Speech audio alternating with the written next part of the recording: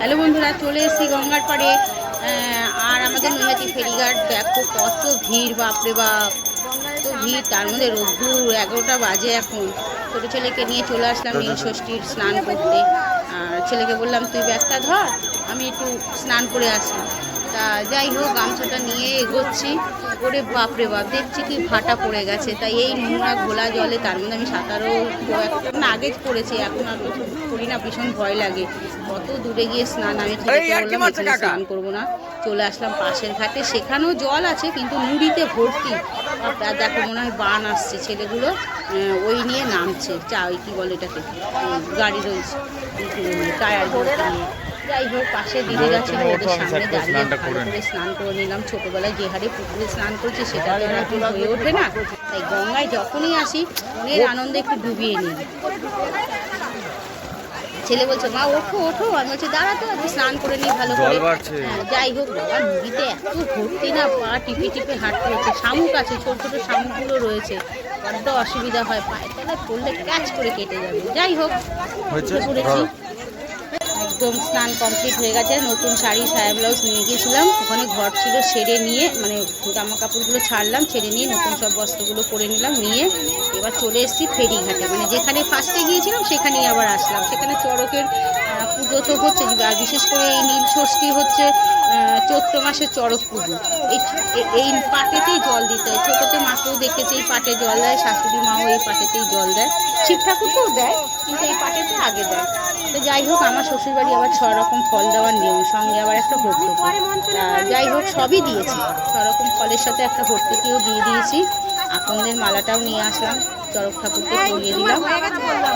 চড়ক ঠাকুরকে পরিয়ে দিলাম, একটা জবা ফুলও ছিল, সঙ্গে বেলপাতা ফুল সব দেওয়া হয়ে গেছে। আর এখন দেবো হচ্ছে হলো বাতাসা। বাতাসা তো ছাড়া পুজো হয় না, তাই বাতাসাও পুজো দিতে হয়। তাই বাতাসাও নিয়ে এসেছি, নুন ধূপকাঠি সব কিছু গুছিয়ে নিয়ে এসেছি। আর এই নীল ষষ্ঠীর দিন আমার 2টো ছেলে, আমার ভাইয়ের 2টো মেয়ে, আমার বোনের একটা মেয়ে, তাহলে আগে ছিল 5জন, আর এখন আমার ছেলের বউ। সেই জন্য মনটা আমি 6টা, আর 2 বছর ধরে এই 6টা করে মন জ্বালাই আমি।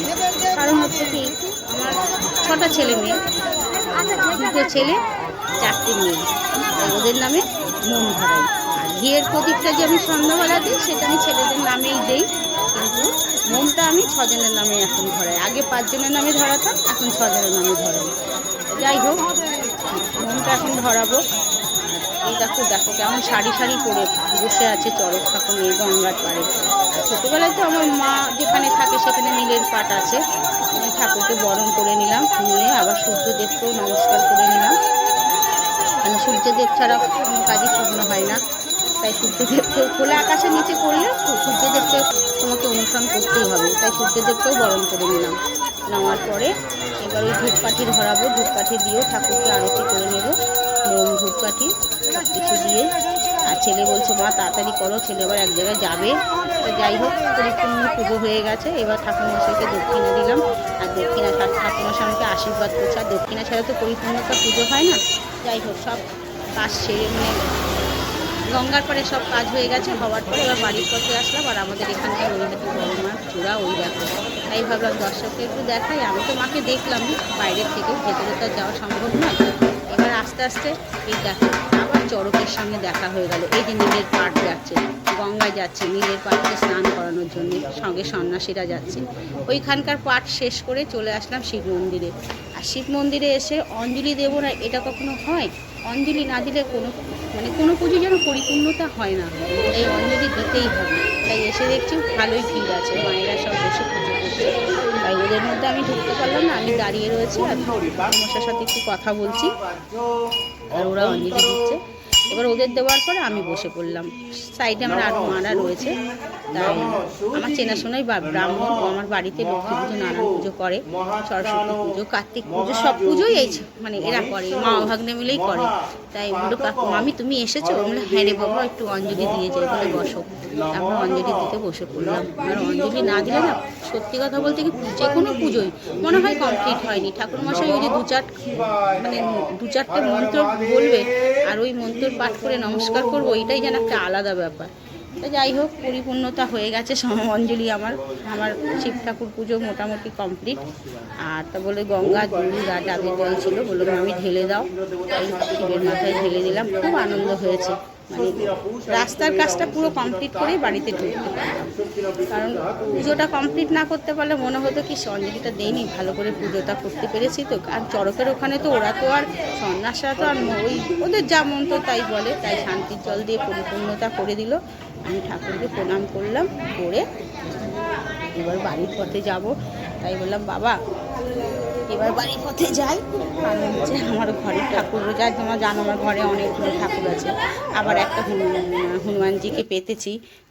হ্যাঁ, চলে আসলাম বাড়িতে বন্ধুরা। এই দেখো আমার ছোট্ট মিনি শিব। এই শিবটাও আমাকে একজন দিয়েছে, রূপোর সাপ। একেও এসে আমি সুন্দর করে দুধ গঙ্গা, তারপরে তিল মধু ঘি সব দিয়ে স্নান করিয়ে তারপরে আকন্দের মালা পরিয়ে দিয়েছি। আর সঙ্গে বেলপাতা, সাদা ফুল সব কিছু দিয়ে, শুধু তুলসীটা ছাড়া, তুলসী তো আর শিব ঠাকুরের চলে না। আর এই দেখো শিবের বাহন সবাই আছে। আমার সিংহাসনে এখন আস্তে আস্তে আবার আগের মতন হয়ে যাচ্ছে, যে যে পাচ্ছে ঠাকুর দিচ্ছে আর আবার সিংহাসনে রাখছি। হ্যাঁ, দেখো শিবলিঙ্গটা দেখো কত সুন্দর, দেখেছো? আর ওখানে রয়েছে দুটো গোপাল, লোকনাথ, মানে কোনো কিছু আমার বাদ নেই। মানে ঠাকুর আস্তে আস্তে হচ্ছে, আবার এ দিচ্ছে ও দিচ্ছে, কি করব। এই দেখো আমার গুপু সোনা, আমার সোনা, ছোট্ট সোনা। হ্যাঁ, ঠাকুরকে খেতে দেওয়া হয়েছে। এই যে আমার নৈহাটির বড় মা। আর এই দেখো আমার বজরংবলী, জানো তো মানে কি ওরা ঠাকুরটাকে প্রতিষ্ঠা করে নিয়ে এসছে। হনুমান জয়ন্তী ছিল না, সেদিনকেই ঠাকুরটাকে প্রতিষ্ঠা করে নিয়েছে আমার বড় ছেলে আর বড় ছেলের বউ। ছোটো ছেলে তো এখন ছোটো, বিয়ে হয়নি। তা যাই হোক, ঘরের পুজোটাও কমপ্লিট করে ফেললাম। কি সুন্দর লাগছে। আর এই যে ঘিয়ের প্রদীপটা সাজিয়ে রেখেছি, সন্ধেবেলায় এই ঘিয়ের প্রদীপটা দেব। আর ফলটাও সাজিয়ে রেখেছি, কেননা ওই যে বললাম তোমাদের দিনের বেলায় আমি ওই আমাদের শ্বশুরবাড়িতে তো নিয়ম আছে সকাল সকাল মানে ই করে মানে ঠাকুরের মাথায় জল দিয়ে এসে খাওয়া, কিন্তু আমি ওনার নিয়মটা আর করি না। আমি না সন্ধেবেলায় খাই, সন্ধ্যের পরেই পুজো দিয়ে খাই গো। কেননা 5 জনের সঙ্গে থাকি তো, তাদের মতে না চললে বলবে খনি বাবা পেটে এত খিদে যে উপোস করতে পারে না। হ্যাঁ, এই জন্য লজ্জা লাগে, যার জন্য আমি লুচিটাও খাই, সাবুটাও খাই, সবই খাই সন্ধ্যের পরে। তা যাই হোক, পুজো দেওয়া হয়ে গেছে, এটা দিনের বেলায় কমপ্লিট করে ফেললাম। আর প্রদীপগুলো সব গুছিয়ে রেখেছিলাম, রাখার পরে এই দেখো বন্ধুরা এখন সন্ধে হয়ে গেছে। দেখো আমার ঘিয়ের প্রদীপগুলো কত সুন্দর করে জ্বলছে, দেখেছো? কি ভালো লাগছে বলো তো। মাটির প্রদীপ, পেতলের থালায় রয়েছে, মনে হচ্ছে পেতলেরই প্রদীপ। ঘিয়ের প্রদীপ 3টে জ্বলছে, 2 ছেলে আর ছেলের বউ। হ্যাঁ, এদের নামেই দিয়েছে ঘিয়ের প্রদীপ। আর সকালে তো সবার নামে মোম দিয়েছি। পুজো হয়ে গেছে, সন্ধে পুজো। এখন আবার ময়দা মাখবো, লুচি হবে, ঘি দিয়ে লুচি হবে। আর ঘি দিয়েই সব আলুর তরকারি হবে। ভালো লাগলে লাইক সাবস্ক্রাইব কমেন্ট করো, ঠিক আছে?